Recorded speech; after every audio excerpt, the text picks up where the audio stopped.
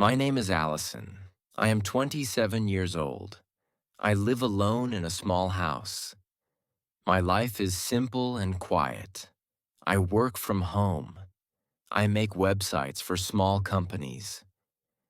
I needed more money, so I decided to rent out my guest room. One day, I got a message from a website. A man named Peter Collins wanted to rent my guest room for 1 week. His online page looked good. He wrote that he was coming for work. He needed a place to stay. I agreed to his request. He sent the money very fast. Everything seemed normal.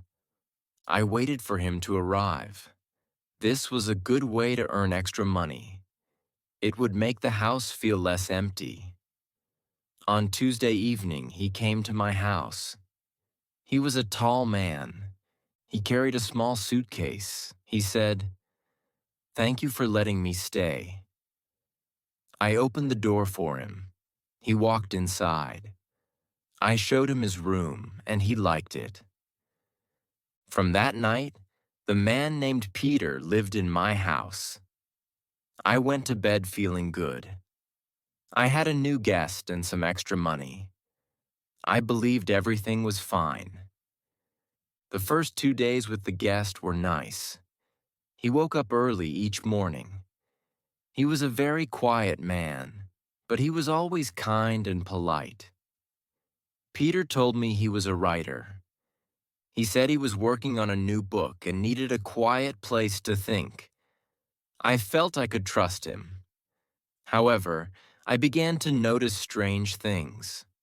For example, his phone would sometimes ring, but he never answered it. Not once. He would just let it ring until it stopped. Also, his laptop was always closed. When I walked into the living room, it was always shut. One night I could not sleep. It was very late, maybe 2 o'clock in the morning. I went to the kitchen for some water. As I passed the living room window, I saw him. He was standing in the garden. He was looking out at the street. It looked like he was waiting for someone. I felt confused. When I asked him about it later, he just said, "I like the night air." I did not ask any more questions, but his eyes made me feel uneasy. He was a very strange guest. On the third day, I was in my room working on my computer. Suddenly, my phone rang. It was an unknown number. I felt surprised. I usually did not get calls from unknown numbers. I took a deep breath and answered. A man's voice said, "Hello, this is Peter Collins." I could not believe what I heard. "Sorry?" I asked. I thought I must have heard wrong. The man on the phone spoke again. He said, "I am calling about the room I rented. I will arrive next week. I just wanted to confirm the address for my stay." I froze. My hands started shaking. I could hear a sound from the kitchen. It was the man who was already in my house. I whispered into the phone, "You said your name is Peter Collins." The man on the phone said, "Yes, that's me. Is everything okay?" I could not answer him. My mind was racing. The man in my kitchen was not Peter Collins. The real Peter Collins was on the phone talking about coming next week. This meant the man in my house was someone else. He was not who he said he was. He had lied. He was a stranger. Who was he? Why was he here? What did he want? My heart began to beat fast. I was alone with a man whose name I did not know. I was scared, but I had to be careful. I decided to ask him about himself. "Peter," I said, "where did you say you were from?" He looked at me and said, "You don't remember?"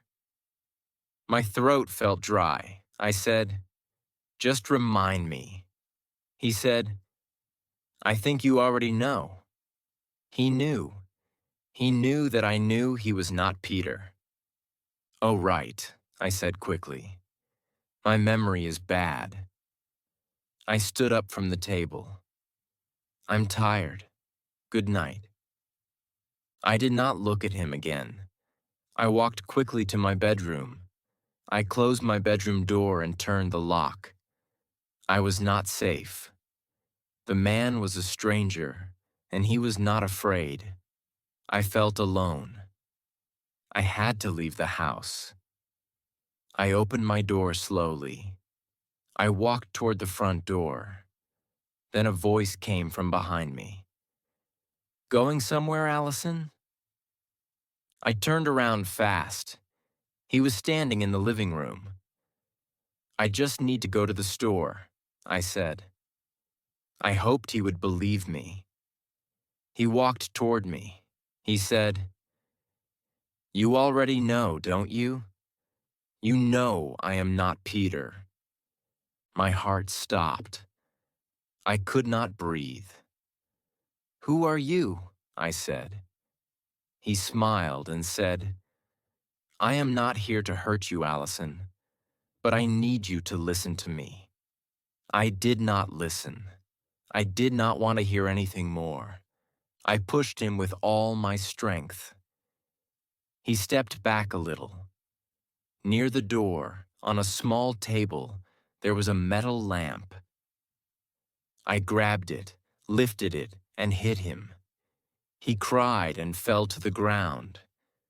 I did not wait. I pulled the door open and ran outside my house. I began to scream for help. I was crying and shaking. My neighbors came outside. They quickly called the police. Soon, police cars arrived. 2 officers came to me and asked what had happened. I told them about the stranger in my home. They listened carefully, then went inside my house to search for him. After some time, the officers came out. They told me the man was gone. Not only him, but all his things were gone too. His suitcase, his clothes, everything had disappeared. It was like he had never been there. My house was empty and quiet again. The police checked security cameras, but they found nothing. No one had seen him leave. They asked me for his name, and I said, "Peter." They searched for a man named Peter Collins, but there was no record of anyone with that name or face. There were no fingerprints, no ID, no proof he had ever been in my house. It was a complete mystery. For many weeks after that night, I could not sleep. I was always scared. I felt like he could come back any time. Months passed. I moved to a new apartment and changed my phone number. I wanted a new, safe life. One evening, I came home and saw a key on my kitchen table. It was a house key. It was exactly like the key to my old house. How did it get there? Who put it on my table? My door was locked. My windows were closed. My mind began to race. He knew where I was. He had found me. I called the police quickly. They came and searched everywhere but found nothing. 2 years passed. The police tried to find the man for many months, but they never found him. The real Peter Collins, who had rented my room, was safe. He lived in another city and knew nothing about what had happened in my house. He did not know about the stranger. Sometimes I still saw him in my sleep. I knew he might come back one day, and if he did, I did not know what would happen. I was not sure if I could escape again. Maybe this time I would not be so lucky. I was still waiting for the stranger to come back. If you liked this story, please like, comment, share, and subscribe.